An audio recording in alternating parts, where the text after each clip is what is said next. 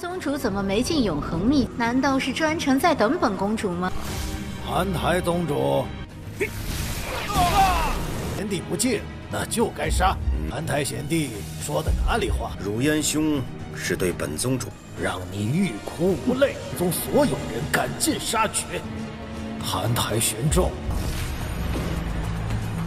哀悼三息。 都是正义之神，用性征伐大陆，能有今日的之地，将必死无疑。Halo guys, welcome back to KD Universe. Kalau minggu lalu kan pada sedih tuh gara-gara si Shahou meninggal kan? Nah, Jumat minggu ini pada senang nih karena abang Shahou yang sudah bangkit. Udah gitu sekali bangkitnya langsung OP pula. Mantap emang ya. So kali ini gantian kita bakal masuk ke part 179 nih Tian Zhejun episode 200-nya. Wow, ini Donghua pertama Mimin yang mencapai 200 episode nih guys, mantap. Jadi guys, di part kali ini Nankong Yuqin bakal muncul kembali dan bakal ada sedikit drama lagi antara para ketua sekte. Yes, nggak perlu diragukan lagi, ketiga ketua sekte sangat berkuasa ini memang seru dramanya. So mari kita review sedikit dulu buat part sebelumnya, di mana kita semua sudah melihat Tan Yun yang menyusun rencana untuk divisi pilnya ketika masuk ke ujian tanah abadi nanti.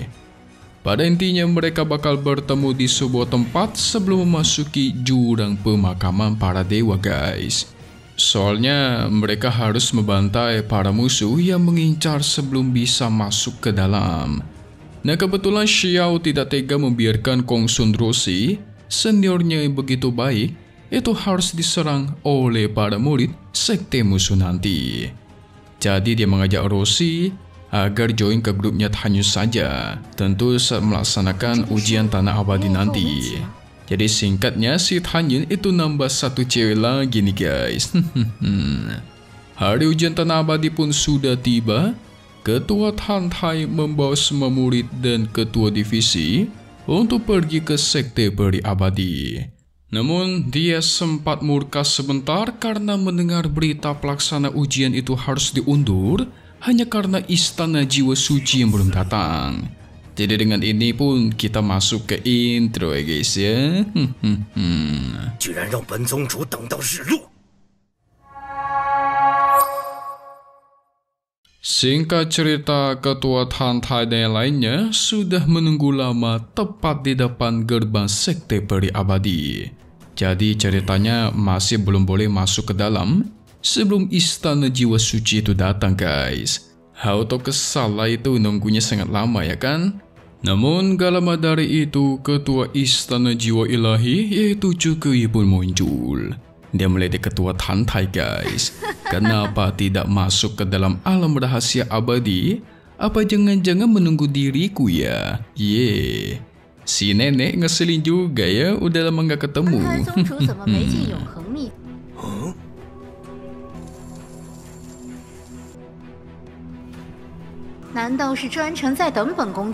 Ketua Tantai tentu kesal sampai mengertakkan giginya dan mengepalkan tinju.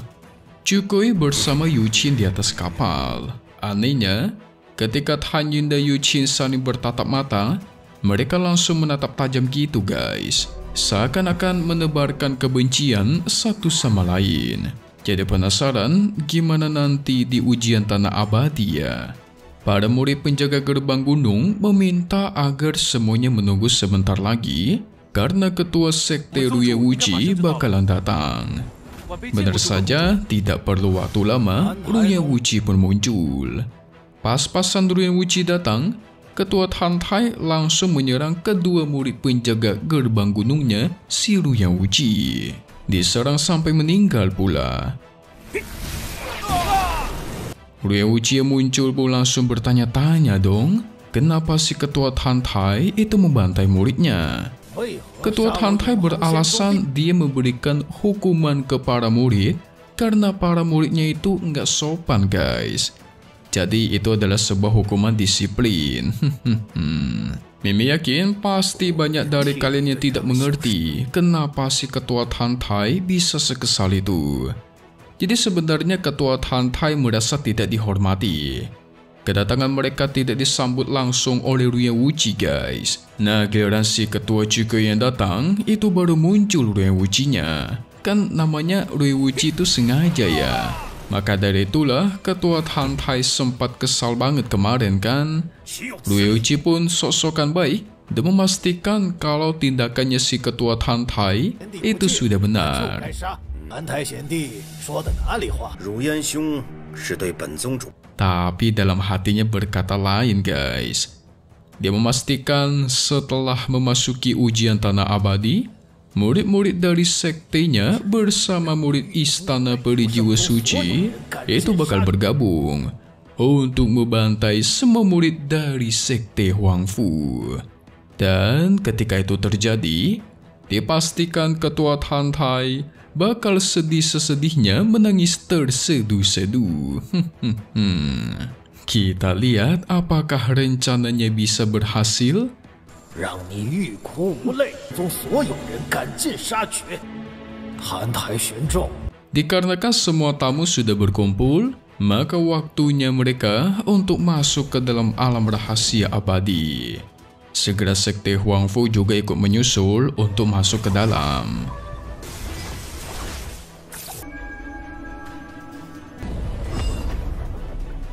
Sekte Huangfu berada di paling belakang nih guys. Dan tiba-tiba muncullah seorang tetua yang memberikan informasi kalau sekte Huangfu itu bakal dia bawa ke tempat lain. Sementara istana jiwa ilahi bakal dihibur langsung oleh Ruyen Wuji di aula 我属 elit. 下带您各位另往别不可公主一行人前往贵宾殿。 Waduh, lagi-lagi ini disengaja tidak menghormati ketua Tantai guys. Masa seorang tamu, apalagi sama-sama sekte kuno, itu dipisahkan ya kan? Ruyen Wuji juga memberikan pesan supaya ketua Tantai datang besok siang, tepatnya jam 3 ke tempat suci ruang dan waktu. Tapi kali ini, ketua Tantai tidak marah guys. Dia cuma diam doang, bahkan salah satu ketua divisi yang ingin protes pun dia hentikan. Tapi dalam hati ketua Tantai begitu senang, bakal membiarkan hidup Ruyen Wuji bangka satu ini lebih buruk daripada kematian. Pasti ada rencana untuk menghancurkan sekte peri abadi nih guys. Segera ketua Tantai pun membawa para muridnya untuk pergi dari sana.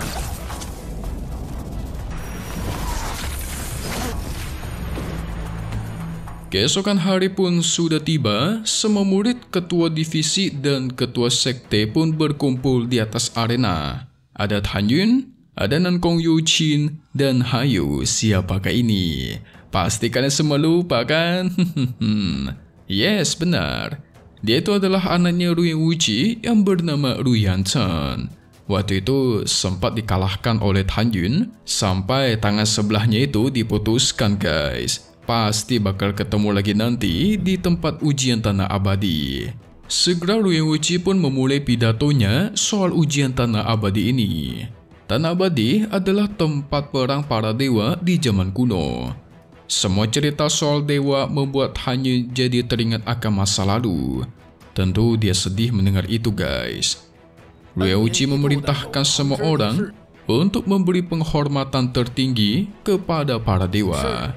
Karena para dewa lah yang membuat mereka bisa hidup makmur di benua Tianfa ini. 哀悼三溪，都是正义之神用性征伐大陆，能有今日的。 Sehingga penghormatan pun dimulai. Semua orang berlutut dan menutupkan mata, bahkan hanya sekalipun. Tapi mereka semua gak sadar guys. Sebenarnya dewa yang mereka hormati itu ada di sana, yaitu Han Yun. Kalau kalian lupa, Han Yun itu pas dia masih jadi dewa, dia itu adalah dewa terkuat dan berkuasa. Menjadi pembantai para iblis paling banyak, dia disebut juga sebagai Hongmeng Supreme. Penghormatan pun sudah selesai, ujian tanah abadi bakal berlangsung selama 1 tahun. Setelah setahun, bakal ada terowongan ruang dan waktu yang bakal terbuka di sisi utara, tempat pintu masuk jurang pemakaman dewa. Waktu dibukanya itu cuma 1 jam guys. Mereka harus segera masuk kembali ke sana. Karena setelah 1 jam, formasi ronde waktunya itu bakal ditutup.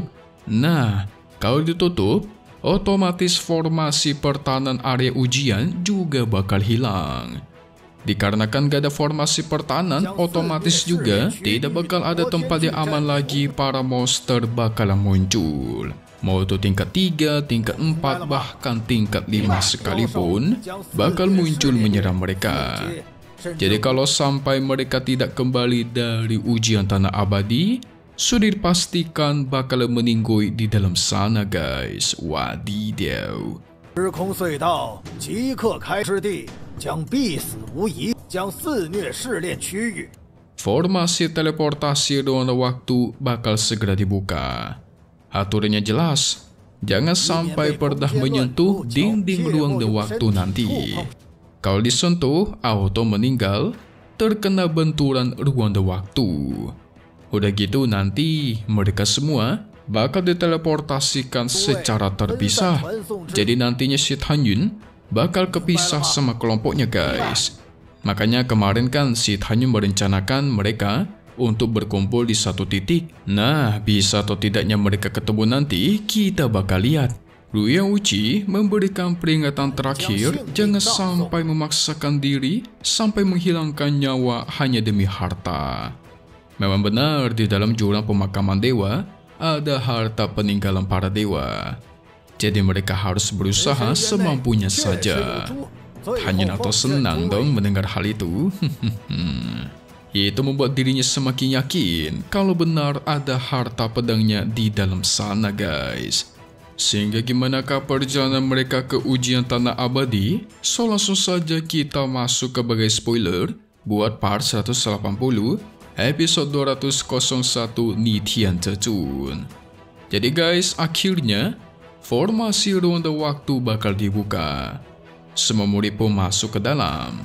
Nah, si Han Yun bakal langsung diserang oleh para murid yang dia temui. Di sini sih kelihatan Han Yun berhasil dilumpuhkan ya, sampai mereka ngata-ngatain guys. Dimana Han Yun terlalu lemah, nggak sesuai dengan omongan atau beritanya. Hati-hati aja kalian semua ya, ngeremehin Han Yun jangan sampai kena jebakan Batman-nya. Sementara para murid sedang asik berantem atau bertikai di dalam ujian tanah abadi, ternyata di luar juga para ketua sekte itu sibuk meremehkan satu sama lain. Terutama ketua Tantai guys, mereka serang terus-menerus. Katanya para murid sekte Huangfu terlalu lemah. Takutnya cuma jadi makanan para monster di dalam nanti. Buset, parah bener tuh. Udah gitu Ruyang Uci mengatakan kalau semua murid yang dia kirim ke jurang pemakaman dewa tidak ada yang selamat. Berarti sekte Huangfu juga nggak bakal ada yang selamat dong. Begitulah mereka pikirnya guys. Halah, beda bos. Sekte Huangfu itu punya Han Yun, sedangkan kalian nggak punya siapa-siapa. Nggak bisa disamain ya. Awas aja nanti kita lihat Han Yun mendapatkan pedang dewanya di dalam jurang pemakaman para dewa. Kira-kira seperti apakah sosoknya? So kita bakal lihat lagi di part 180 episode 201 Nitian Cecun yang bakal rilis lagi di hari Senin ya. Atau mungkin di hari Senin doang sih, nggak ada hari lain guys. Tapi satu hal yang pasti yaitu hanya di sini, KD Universe. Thank you buat kalian semua udah nonton dan selalu support channel Mimin. Semoga kalian semua sehat selalu. Mimin mau pamit undur diri dulu. Kita bakal ketemu lagi di video-video selanjutnya. Oke kalau gitu, see you guys.